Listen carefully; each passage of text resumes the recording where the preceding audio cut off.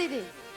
મચ્છંદરનાથ જતા રહ્યા, આ બાજુ ભસ્મ ઉકડામાં જતી રહી અને પેલી ને કઈ સંતાન પ્રાપ્તિ થઈ નહીં. પણ 12 વર્ષ આ વાતને વીત્યા. 12 વર્ષે ગુરુ મારા આવ્યા અને લેવા ગોરખની સંભાળ. મચ્છંદરનાથ આવ્યા અને મેરે ભાઈ બહેન માઈના આંગણે આવીને કહ્યું, અલાખ નિરંજન જય ગિરનારી આદેશોમ આદેશોમ. અને અલખ નિરંજન કર્યું. ત્યાં તો પેલી માઈ 12 વર્ષ પહેલા જોગી આવ્યા હતા. જોગીને જોયા ને પરસેવો વળી ગયો કે 12 વર્ષ પછી આ જોગી મહારાજે કહ્યું તું તારી ત્યાં દીકરો થશે ને, લેવા માટે આવીશ, હવે મારે શું કરવું, ક્યાંથી દીકરો આપવું? માઈને કહ્યું કે માં, મેં તને વચનના બોલે બંધાણો તો ને, લાવ હવે દીકરો, તારું વાંચ્યા મેણું મટ્યું, જીવતો જોગી ભલો, હવે નવનાથમાં તારા દીકરાની ગણતરી થશે, એટલે મને તારો દીકરો સુપ્રત કરી દે. પણ બેન દીકરો આપી ક્યાંથી? કારણ કે જે ભસ્મ હતી એ તો એને ફેંકી દીધી ઉકરડામાં. પછી ધ્રુજતા એમણે કહ્યું કે મચ્છંદરનાથ, મેં તમારી ભૂલ કરી, તમે નવનાથમાં એક નાથ, મેં તમારી ભૂલ કરી. મારી બેનપણીના કહેવાથી તમે જે મને ભસ્મ પ્રસાદી આપી હતી ને, એ પ્રસાદી મેં ઉકરડામાં ફેંકી દીધી છે. ઓહો માઈ, તે આ બહુ મોટી ભૂલ કરી.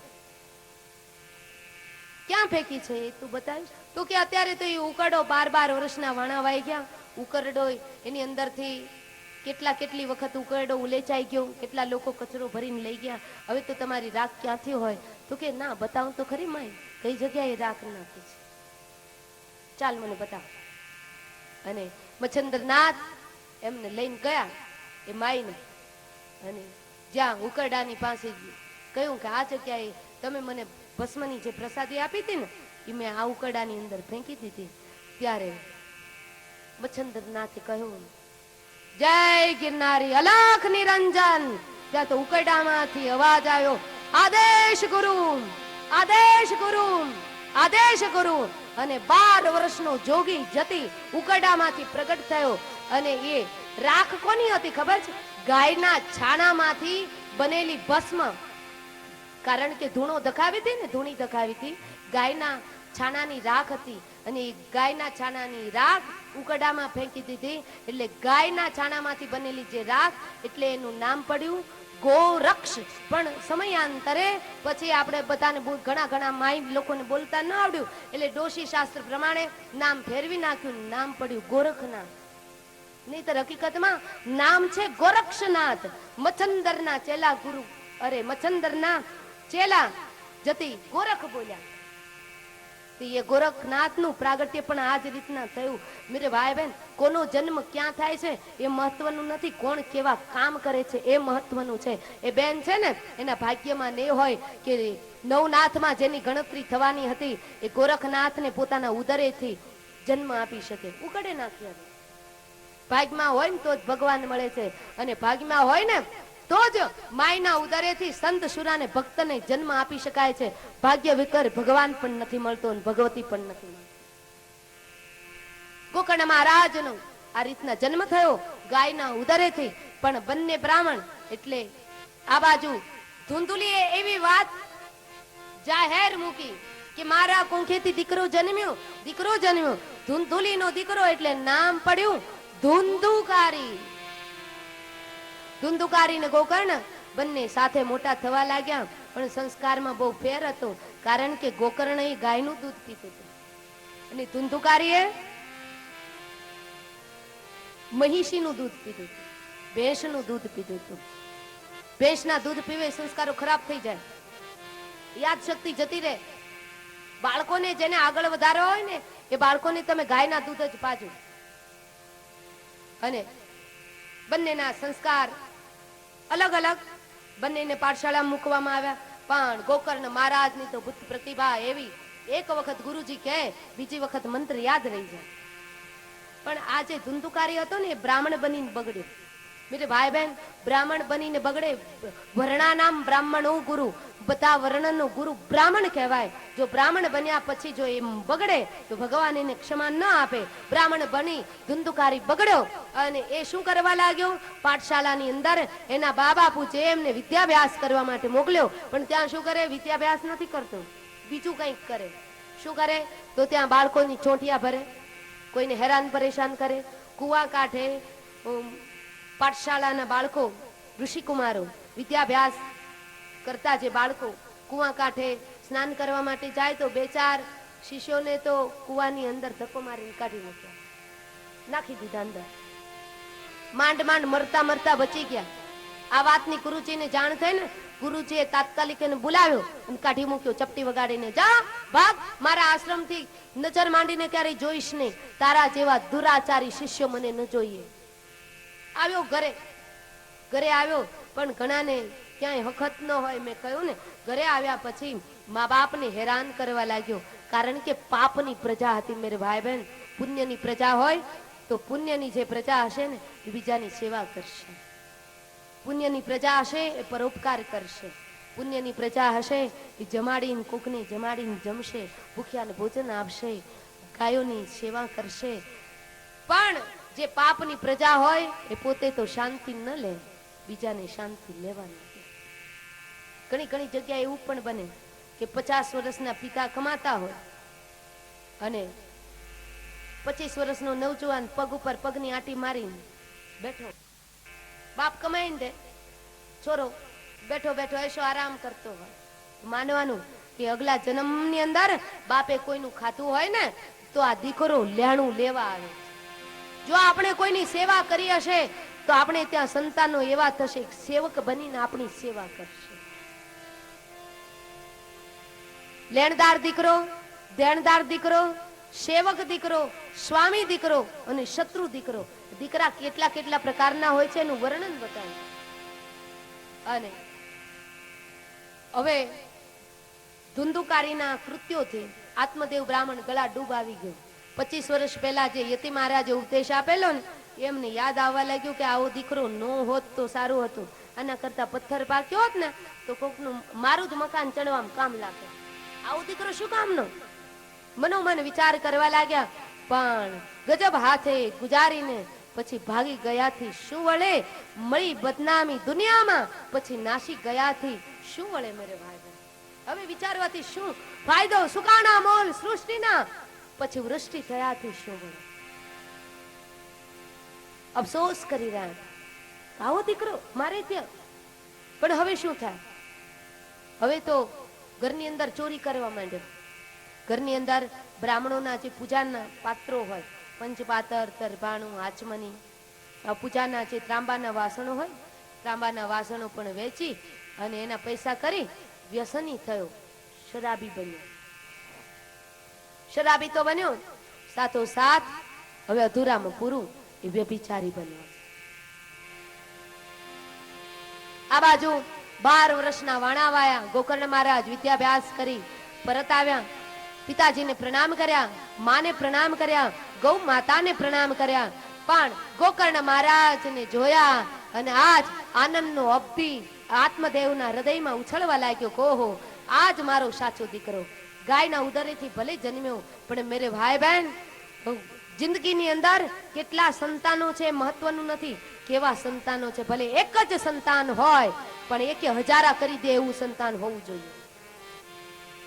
આત્મદેવ બ્રાહ્મણ આજે અફસોસ પણ છે અને આનંદ પણ છે. અને ગોકર્ણ મહારાજને પૂછ્યું કે બેટા, હવે સંસારથી બહુ કંટાળ્યું બેટા, આવો દીકરો મારે ત્યાં. ત્યારે ગોકર્ણ મહારાજે 25 વર્ષ પહેલા જે યતિએ કહ્યું હતું ને એ જ વાત ગોકર્ણ મહારાજે ગોકર્ણ ગીતાની અંદર કહી અને કહ્યું છે કે પિતાજી, આ જગતની અંદર અસાર ખલુ સંસારો દુઃખ રૂપી વિમોહક.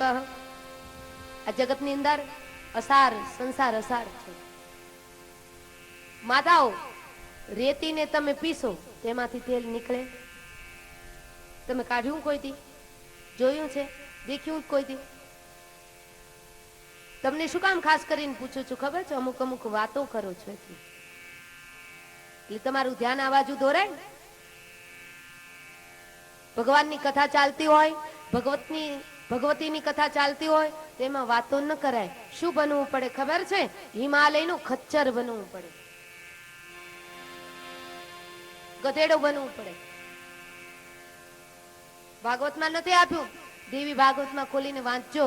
દેવી ભાગવતમાં બતાવ્યું છે કે જે ભગવાનની भगवती कथा चालती हो एमा जो आपस में बातचीत करे तो दूसरे जन्म में उनको गधा बनना पड़ता है। मेरे जेब वाली कोई बात नहीं है मेरे भाई बहन, ये पुराण की ही बात मैं कह रही हूं।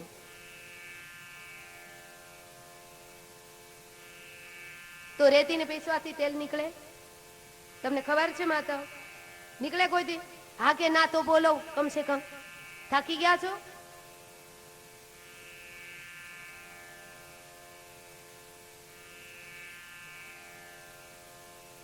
તમે સાંભળ્યું છે ક્યાંય રેતી ને પીસવાથી તેલ નીકળે?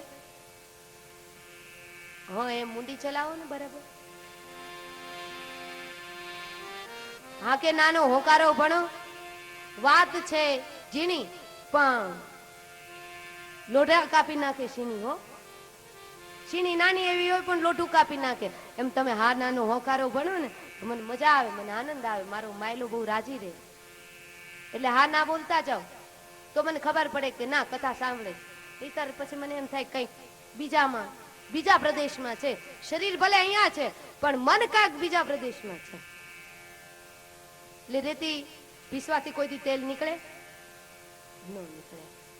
એમ ગોકર્ણ મહારાજે કહ્યું, પિતાજી આ જગતની અંદર જેમ રેતીને પીસવાથી તેલ નથી નીકળતું, ધુવાડો કોઈથી હાથમાં પકડાતો નથી, એમ સંસાર કોઈ દિવસ હાથમાં કોઈના હાથમાં આવ્યો નથી, આવવાનો નથી. સંસારને જેટલા પકડવાનો પ્રયાસ કરશે એ બધા અપૂર્ણ રહી જશે, અને જે પરમાત્માને પકડવાનો પ્રયાસ કરશે એ બધા પૂરા પામી જશે. એટલા માટે થઈ પિતાજી તમે જંગલની અંદર જાઓ, ભાગવતજીના 10મા સ્કંદનો નિત્ય પાઠ કરજો, તમારું કલ્યાણ કરશે. બાકી હવે આ ધુંધુકારીને સુધારવામાંની ભાંજગઢમાં પડાય નહીં. બગડેલું હોય એને સુધારવા જઈએ ને તો આપણે બગડી જાય. છોડો. અને આત્મદેવ બ્રાહ્મણ ગયા જંગલમાં, ભાગવતજીનો ગ્રંથ લઈ અને પોતાની પૂજાની સામગ્રી લઈ જંગલમાં કુટિયા બનાવીને ત્યાં પોતે નિત્ય ભાગવતજીના શ્લોકોનું અધ્યયન કરે, 10મા સ્કંદનો નિત્ય પાઠ કરે. એની મોક્ષ ગતિ થઈ, કારણ કે ભાગવતે તો મોક્ષ અપાવે. મોક્ષ ગતિ થઈ. અને ત્યારબાદ ગોકર્ણ મહારાજને થયું કે આવા બગડેલા ભાઈની હારે મારે રહેવું નથી, આપણે નીકળી જાય. એટલે ગોકર્ણ મહારાજ વિદ્યાભ્યાસ કરીને આવ્યા, તીર્થાટન કરતા કરતા એ નીકળી ગયા. પોતે સંન્યાસી હતા એટલે નીકળી ગયા. હવે આ બાજુ મોકળો પટ મળી ગયો. ગુરુ ગયા ગોખળ, પાછળથી થઈ મોકળ.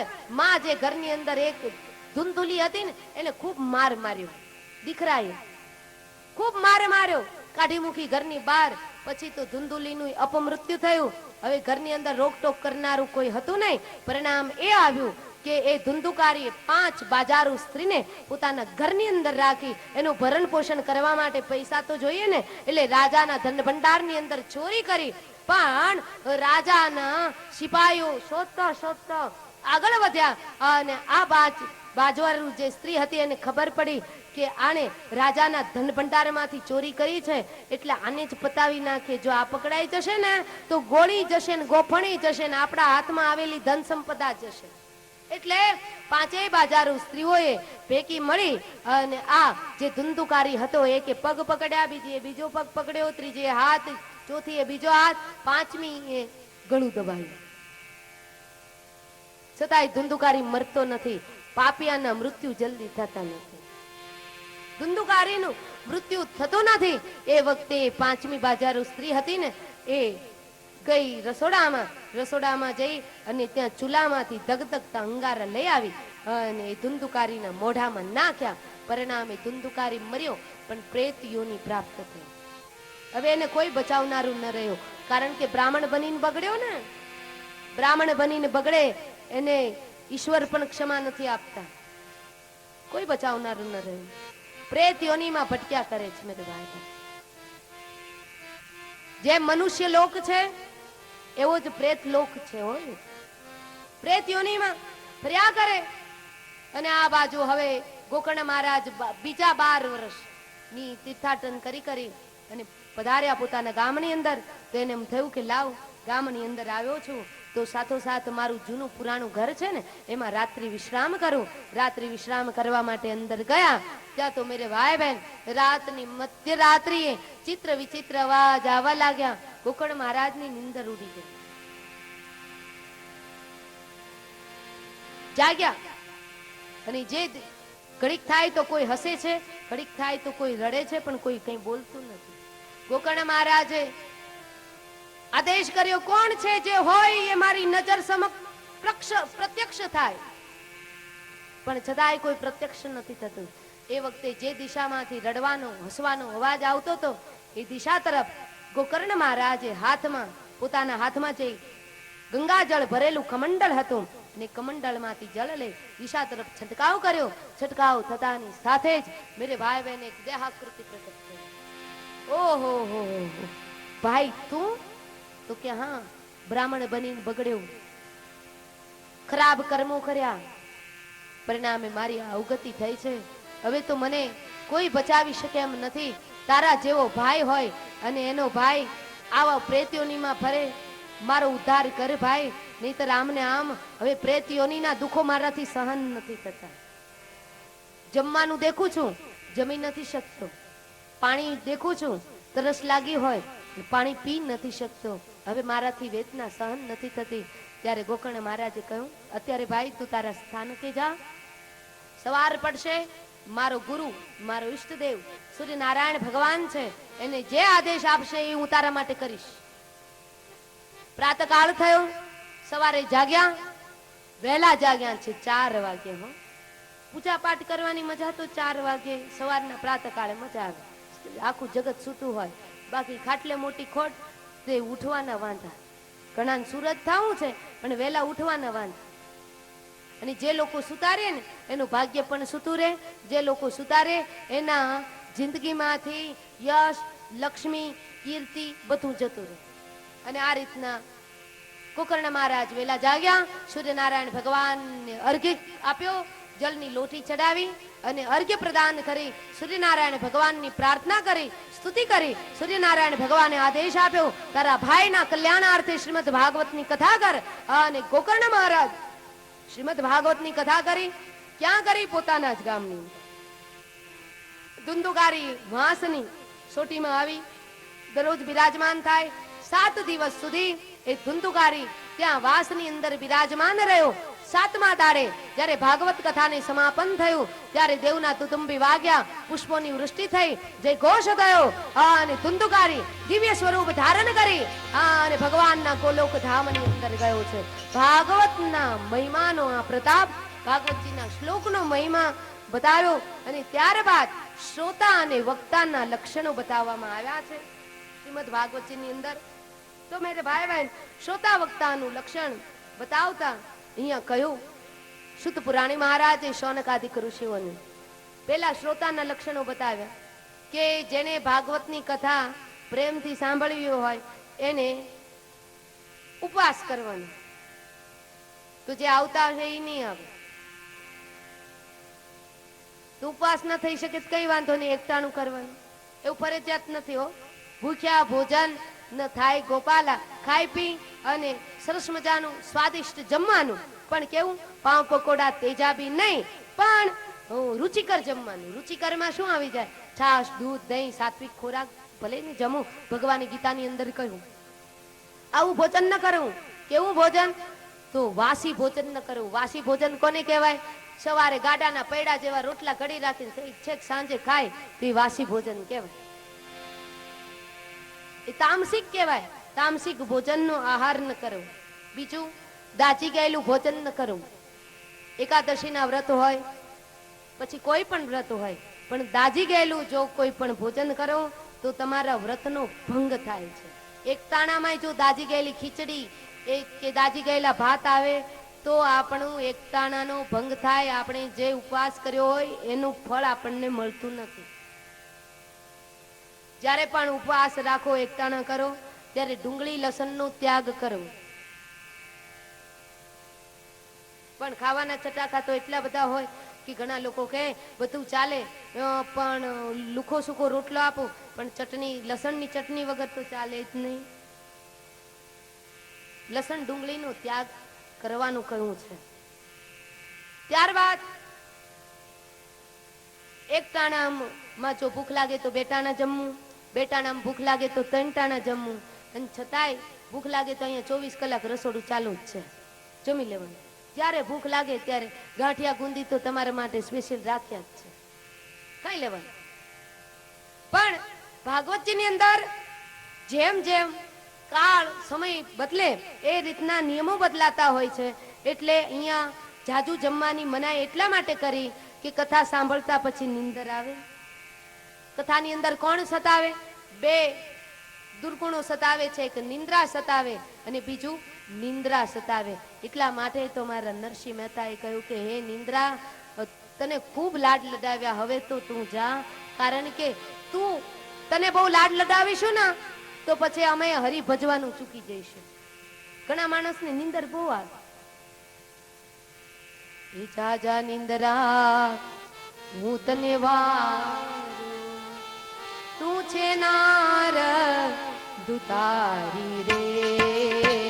જા જા નિંદરા હું તને વારું, જા જા નિંદરા હું તને વારું, તું છે નાર દુતારી રે.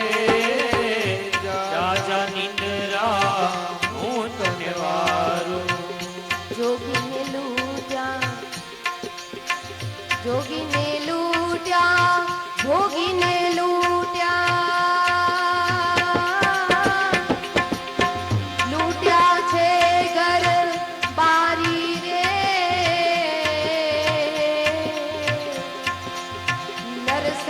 નરસૈયાના નાથને ભજીએ, નરસૈયાના નાથને ભજીએ, નરસૈયાના નાથને ભજીએ.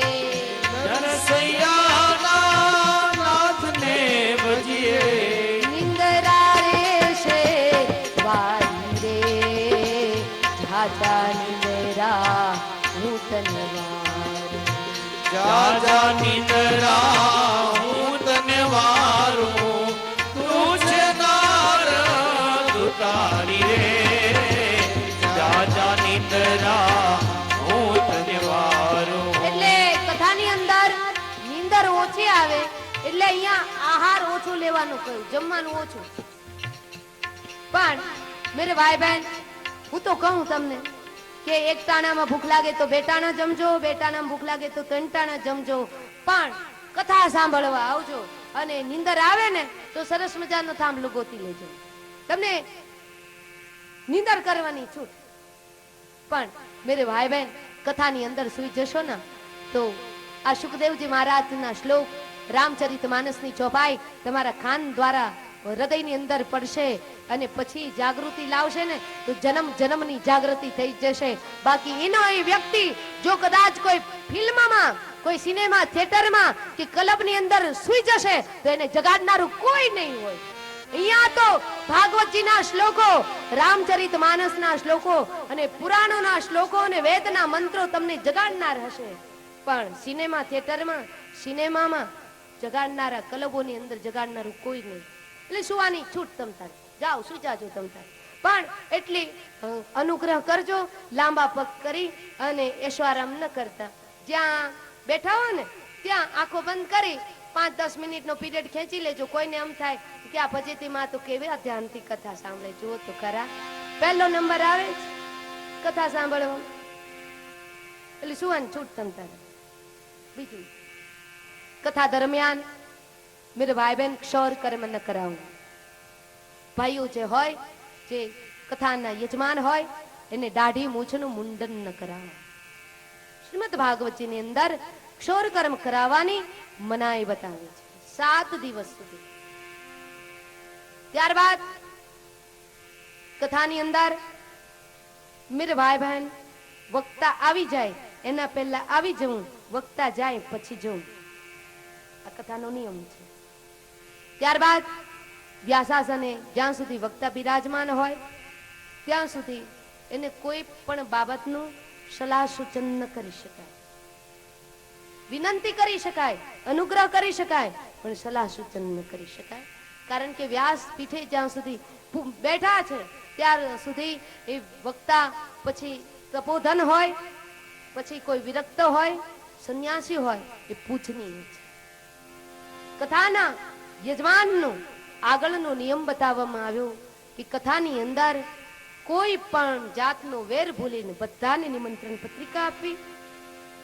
પ્રેમથી કહેવાનું ભાઈ કે ચાલો કથામાં, તમને કોઈ મળે તો તમારે કહેવાનું ચાલો કથામાં, આવે કે ના આવે પણ આપણે આપણું કર્મ પૂરું કરવાનું. કારણ કે કથાની અંદર જે કોઈ આવે એને તો પુણ્ય મળે છે, પણ કથાનું જે તમે પ્રસાદ લઈને જતા હો અને જે તો તમને કોઈ સામા મળે ને, તો તમે કથા સાંભળીને જતા હો, તમારા હાથમાં ભાગવત ભગવાનની પ્રસાદી હોય, એ પ્રસાદને પણ જો કોઈ બે હાથ જોડીને પ્રણામ કરે ને તો એના પાપ બળીને ભસ્મીભૂત થાય.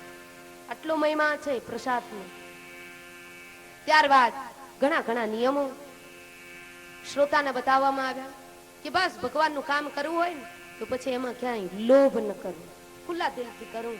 કારણ કે દેનારો એ છે, આપનારો એ છે અને પૂરું કરનારો એ છે. ભગવાનના કે ભગવતીના કામના જ્યારે આદરણ કરો ને ત્યારે એમાં લોભ ન કરાય મેરે ભાઈ. ત્યારબાદ વક્તાના નિયમો બતાવ્યા કે વક્તાના નિયમો, પહેલો નિયમ બતાવ્યો કે વક્તા સંયમી હોવો જોઈએ, નિર્વ્યસની હોવો જોઈએ. જે વ્યાસની ગાદી ઉપર બેસે એ વક્તા સમદ્રષ્ટિ હોવો જોઈએ, વક્તા વિદ્વાન હોવો જોઈએ, પણ પોતાની વિદ્વતાએ વાણીમાં પ્રગટ ન કરે. સરળ અને પ્રવાહી શૈલીમાં સામાન્યમાં સામાન્ય ભક્તજન પણ શ્રવણ કરી શકે, સમજી શકે એવી એની વાણી પ્રવાહિત હોવી જોઈએ. ત્યારબાદ કોઈ પ્રશંસા કરે તો પણ ભલે અને કોઈ નિંદા કરે તોય પણ ભલે, બધું સરખું રાખીને માથે સ્વીકારી લે. આ વક્તાના નિયમ. જેમ શિવજી મહારાજે કંઠમાં વિષને ધારણ કર્યું, એમ જગતની નિંદાઓ ઘણા ટીકા ટિપ્પણી કરે તો પણ પોતે સમાવી લે, કોઈ પ્રશંસા કરે તો પણ સમાવી લે. આ બધા વક્તાના નિયમ. તો વક્તા અને શ્રોતાના નિયમોનું અહીંયા વર્ણન કરી અને મહાત્મયના અધ્યાયોને વિરામ આપ્યો છે. પ્રથમ સ્કંદનો શુભારંભ મેરે ભાઈ બહેન આપણે કરીશું. જન્માદ્યસ્ય તોન્વયાદિ તરત ચાર્થેશ્વ વિઘ્નસ્વરાટ તેને બ્રહ્મ યુદાય આદિ કવયે મુહ્યંતિ યત સૂરય. એ પ્રથમ સ્કંદનો પહેલા અધ્યાયનો પહેલા શ્લોકનો શુભારંભ તો મેં કરી જ લીધો છે, પણ હમણાં જે શ્લોક બોલી પણ એનું વિવરણ આપણે બરાબર 3 વાક્ય કરીશું. અત્યારે આપણને સમય સાવધાન કરે છે. તો કણજારિયા પરિવાર દ્વારા જે આ શ્રીમદ ભાગવત કથાનું આયોજન અને એમાં ભાઈ શ્રી પરબતભાઈ એમના નાના ભાઈ બહુ નાની ઉંમરમાં આ કથાનું આયોજન કર્યું. તો મારા દ્વારિકા વાળાને કહીએ કે આ કથાનું જે પ્રાતકાલીન કથાનું જે પુષ્પ સત્ર છે એ દ્વારિકા વાળા તમારા ચરણ કમલની અંદર સ્વીકાર કરો. સર્વાનુમતે આવી પ્રાર્થના કરી આ કથા સત્રને અહીંયા ચંદ ઘડિયા માટે 3 કલાક માટે આપણે અહીંયા સમાપન આપે અને ત્યારબાદ બરાબર 3 વાગે પુનઃ પાછા ગુણાનુવાદન, હરિના ગુણાનુવાદન ગાવા માટે, સાંભળવા માટે આજ મંડપની અંદર અહીંયા એકત્રિત થઈ જઈશું. પણ નિયમ છે હો કે વક્તા આવે એના પહેલા આવી જવું. પછી ઘણા ગોરી ના આવે 4, 4:30 અને 5:30 થાય ત્યાં તો ભાગવા વાળી કરે. એમ નહીં, કથા સાંભળવી તો સાંભળવી, મન મૂકીને સાંભળવી, પછી તો તમારી જેવી યોગ્યતા એ પ્રમાણે. પણ આઈએ આપણે ભગવાનને થાળ લગાવી દઈએ, ભોગ લગાવી દઈએ. બધા પ્રેમથી બોલજો. આખું ભાગવત ભૂલાઈ જાય તો અમે યાદ રાખીશું ભાગવતજીના 18,000 શ્લોક. પણ મેરે ભાઈ બહેન ઠાકોરજીની થાળી ક્યારેય ન ભૂલશો. કારણ કે તમારા ઘરની અંદર પણ તમારે શરૂઆત કરવાની છે. કથા સાંભળ્યા પછી ભગવાનને ભોગ લગાડ્યા વગર ક્યારે ભોજન ન કરવું, એવી શરૂઆત કરવાની છે ઘરમાંથી પણ. તો પ્રેમથી બોલજો બધા. હું બોલાવું છું.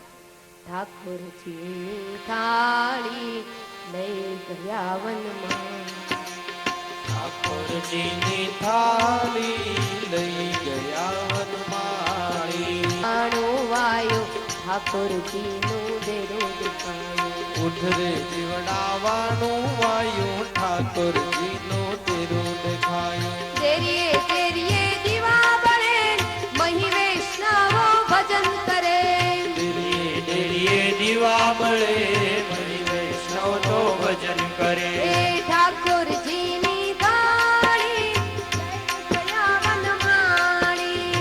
ઠાકોરજીની તાળી લઈ ગયા વનમાળી. વિઠ્ઠલ વિઠ્ઠલ વિઠ્ઠલા હરિ ઓમ વિઠ્ઠલા.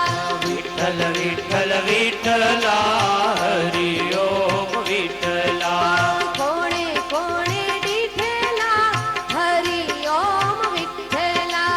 કોણે કોણે દીઠેલા હરિ ઓમ વિઠ્ઠલા. કોણે કોણે દીઠેલા હરિ ઓમ વિઠ્ઠલા. કોણે કોણે દીઠેલા હરિ ઓમ વિઠ્ઠલા. સૌ ભક્તોએ દીઠેલા હરિ ઓમ વિઠ્ઠલા. સૌ ભક્તોએ દીઠેલા હરિ ઓમ વિઠ્ઠલા. વિઠ્ઠલ વિઠ્ઠલ વિઠ્ઠલા ભાવસે. વિઠ્ઠલ વિઠ્ઠલા. વિઠ્ઠલ વિઠ્ઠલ વિઠ્ઠલા. વિઠ્ઠલ વિઠ્ઠલ વિઠ્ઠલા. તુકાય મંચા વિઠ્ઠલા. જપાય વંશા વિઠ્ઠલા. પંઢરીનાથા વિઠ્ઠલા. પંઢરીનાથા વિઠ્ઠલા. તુકાય મંચા વિઠ્ઠલા. જપાય વંશા વિઠ્ઠલા. પંઢરીનાથા વિઠ્ઠલા. પંઢરીનાથા વિઠ્ઠલા. વિઠ્ઠલ વિઠ્ઠલ વિઠ્ઠલા. વિઠ્ઠલ વિઠ્ઠલ વિઠ્ઠલા. હરિ ઓમ વિઠ્ઠલા. હરિ ઓમ વિઠ્ઠલા. દ્વારકાતા વિઠ્ઠલા. દ્વારકાધા વિઠ્ઠલા. દ્વારકાતા વિઠ્ઠલા. દ્વારકાધા વિઠ્ઠલા. તુકાઈ મંચા વિઠ્ઠલા. જય મંત્ર વિઠ્ઠલા. હરિ ઓમ વિઠ્ઠલા. હરિ ઓમ વિઠ્ઠલા. વિઠ્ઠલ વિઠ્ઠલ વિઠ્ઠલા. વિઠ્ઠલ વિઠ્ઠલ વિઠ્ઠલા. હરિ ઓમ વિઠ્ઠલા. હરિ ઓમ વિઠ્ઠલા. તુકાઈ મંચા વિઠ્ઠલા. જય મંત્ર વિઠ્ઠલા. પંઢરીનાથા વિઠ્ઠલા. પંઢરીનાથા વિઠ્ઠલા. દ્વારકાતા વિઠ્ઠલા. દ્વારકાધા વિઠ્ઠલા. વિઠ્ઠલ વિઠ્ઠલ વિઠ્ઠલા. વિઠ્ઠલ વિઠ્ઠલ વિઠ્ઠલા. હરિ ઓમ વિઠ્ઠલા. હરિ ઓમ વિઠ્ઠલા. વલ્લભ વિઠ્ઠલ ગિરધારી. વલ્લભ વિઠ્ઠલ ગિરધારી. વલ્લભ વિઠ્ઠલ ગિરધારી. વલ્લભ વિઠ્ઠલ ગિરધારી. यमुनाजी की बलिहारी. यमुना जी की बलिहारी. वल्लभ विठ्ठल गिरधारी. वल्लभ विठ्ठल गिरधारी. यमुनाजी की बलिहारी. यमुना जी की बलिहारी. यमुनाजी की बलिहारी. यमुना जी की बलिहारी. विठ्ठल विठ्ठल विठ्ठला. विठ्ठल विठ्ठल विठ्ठला. हरि ओम विठ्ठला. हरि ओम विठ्ठला. हरि ओम विठ्ठला. हरि ओम विठ्ठला. हरि ओम विठ्ठला. हरि ओम विठ्ठला. द्वारकाचा विठ्ठला. द्वारकाधा विठ्ठला. पंढरीनाथा विठ्ठला. पंढरीनाथा विठ्ठला. द्वारकाचा विठ्ठला. द्वारकाधा विठ्ठला. हरि ओम विठ्ठला. हरि ओम विठ्ठला. हरि ओम विठ्ठला. हरि ओम विठ्ठला. हरि ओम विठ्ठला. हरि ओम विठ्ठला. हरि ओम विठ्ठला. हरि ओम विठ्ठला. हरि ओम विठ्ठला. बोले द्वारिकाधीश बालकृष्ण लाल श्याम सुंदर श्री हमने वल्लभाधीश रामचंद्र भगवान हनुमान जी महाराज काशी विश्वनाथ महादेव अपने अपने गुरु महाराज की जय जय श्री राधे. जय जय श्री राधे. जय जय श्री राधे. जय जय श्री राधे. जय जय श्री राधे. जय जय श्री राधे.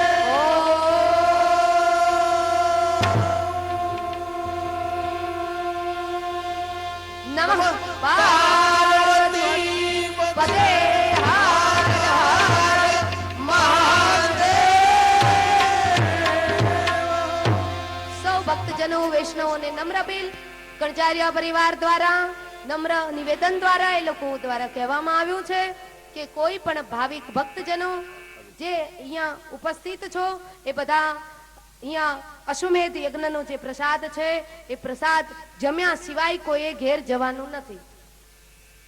આ મંડપની અંદર તમામ ભાઈઓ બહેનો કોઈ પણ પ્રસાદી લીધા વગર જાય નહીં અને ગામના તમામ ભાઈઓ બહેનોને કણઝારિયા પરિવાર વતી પરબતભાઈ અને સામુબાનું કેવું છે કે ભાગવત ભગવાનના જે પાયણમાંથી જે આપણે વારંવાર પ્રસાદી રૂપી જે લેવાનું કે છે, તો પરબતભાઈ અને સામુ કાકાની એવી ઈચ્છા છે કે કોઈ પણ વ્યક્તિ બહારના મહેમાન હોય, કોઈ પણ જ્ઞાતિનો હોય, સમૂહ છે, આ સમૂહ ભોજન લીધા વગર જાય નહીં. એટલે કણઝારિયા પરિવાર વતી પરબતભાઈ એમ કે છે કે આ પ્રસાદી તમામે લેવાની છે. પ્રસાદી લીધા વગર કોઈ પણ ગામના ભાઈ બહેન કોઈને લઈ ન જાય. પ્રસાદી લઈ અને પછી વિરામ લ્યો 3 વાગે પાછા. અને વ્યાસપીઠ ઉપરથી જે આપણે શ્રોતા અને વક્તા, બહેનોને એમ નહીં ખબર હોય કે શ્રોતા કેને કહેવાય ને વક્તા કેને કહેવાય.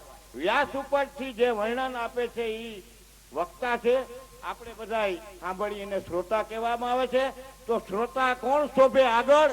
વડીલો, વૃદ્ધો, કે જે વ્યાસપીઠ ઉપરથી એક એક શબ્દનું જે વર્ણન થાય છે, વર્ણનને વિચાર આપે છે, એના માટે થઈને વારંવાર આપણે શ્રોતાઓને વક્તા સમજાવે છે, પણ આપણે નથી સમજતા. તો આ બેનું દીકરીઓને મારી નમ્ર અપીલ છે, વિનંતી છે કે નાની વયના છે એને તમે કોઈ પણ ભોગે આ જાળીની અંદર ના આવવા દે. એના માટે આ જાળી રાખી છે કે વૃદ્ધો, મોટી ઉંમરના આપણા વડીલો આવે એના માટે આ વ્યવસ્થા છે. અને આપણા જે પૂજામાં બેસે એના માટે અને બહારથી આવે એના માટે છે. વારંવાર અમારે એમ કહેવું પડે એ અમારા માટે પણ વ્યાજબી નથી. ઘણાને દુઃખ લાગી જાય તો માફ કરજો. મંડપ આટલામાં છે, દૂર બેહીને વધારે તમને સાંભળવાનું મળે છે, નજીકમાં ખલેલ પહોંચે છે. તો વ્યાસપીઠો પરથી વારંવાર એક એક શબ્દનું તમને વર્ણન કરે છે. એ શબ્દને અનુરખવું જોઈએ. હવે બીજો દાડો થયો, બપોર પછી ધારાસભ્ય પણ આવે છે. તો મહેરબાની કરીને આગળની જે ગાદલાની લાઈન છે આ સાઈડમાં પુરુષો પણ આપણા ઘરના છોકરા ગમે આ બેસી શકે, આપણે આગળ બેસવાની જરૂર નથી. તો વડીલોને આગળ બેસવા દો. મહેમાનોને માટે વ્યવસ્થા જાળવો. આવે એવું ઊભું થઈ અને એને આપણે જગ્યા આપી, જેથી કરીને વ્યાસપીઠ સુધી ખલેલ ન પહોંચે. એટલે આ તમને આજે વારંવાર કહેવું પડે અને વ્યાસપીઠ ઉપરથી પણ તમને કહેવામાં આવ્યું છે. એટલે મહેરબાની કરી અને વડીલોને આગળ બેહવા દો કે એ ડોકી હલાવે અને કહી શકે. એને નીંદર આવતી હોય અને જાગી જાય, દૂર હશે તો સાંભળશે નહીં અને નીંદર પણ નહીં ઉડે. એટલે મહેરબાની કરી અને કણઝારિયા પરિવાર વતી વ્યાસપીઠ પરથી જે કાંઈ આદેશ થયો છે એનું હવે દરેકે પાલન કરવું. જય શ્રી કૃષ્ણ. આજે